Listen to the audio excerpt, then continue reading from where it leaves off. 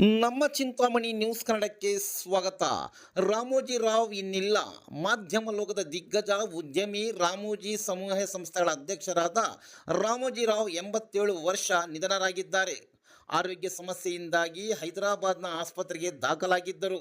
ವಯೋಸಹಜ ಅನಾರೋಗ್ಯ ಸಮಸ್ಯೆಗಳಿಂದಾಗಿ ಬಳಲುತ್ತಿದ್ದು ರಾಮೋಜಿರವರವರು ಶನಿವಾರ ಬೆಳಗ್ಗೆ 4:50 ಸ್ವರ್ಗಸ್ಥರಾಗಿದ್ದಾರೆ.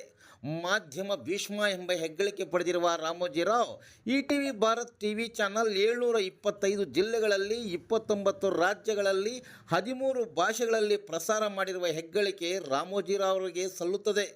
ರಾಮೋಜಿರಾವ್ರವರು ವಿಶ್ವದ ಅತಿ ದೊಡ್ಡ ಚಲನಚಿತ್ರ ನಿರ್ಮಾಣ ಸೌಲಭ್ಯವನ್ನು ಹೊಂದಿರುವ ರಾಮೋಜಿ ಫಿಲ್ಮ್ ಸಿಟಿ, ಈನಾಡು ಪತ್ರಿಕೆ, TV network, Usha Kiran movies ಚಲನಚಿತ್ರ ನಿರ್ಮಾಪಕರಾಗಿದ್ದಾರೆ.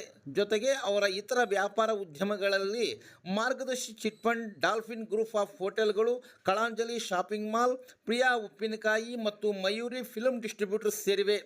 ಮೃತರು ರಾಜಕೀಯ, ರಾಜ್ಯ ಮತ್ತು ರಾಷ್ಟ್ರ ಪ್ರಭಾವಿ ಮುಖಂಡರೊಂದಿಗೆ ಉತ್ತಮ ಒಡನಾಟವಿಟ್ಟುಕೊಂಡಿದ್ದರು. 2016ರಲ್ಲಿ ಪದ್ಮವಿಭೂಷಣ ಪ್ರಶಸ್ತಿಗೆ ಭಾಜನರಾಗಿದ್ದರು.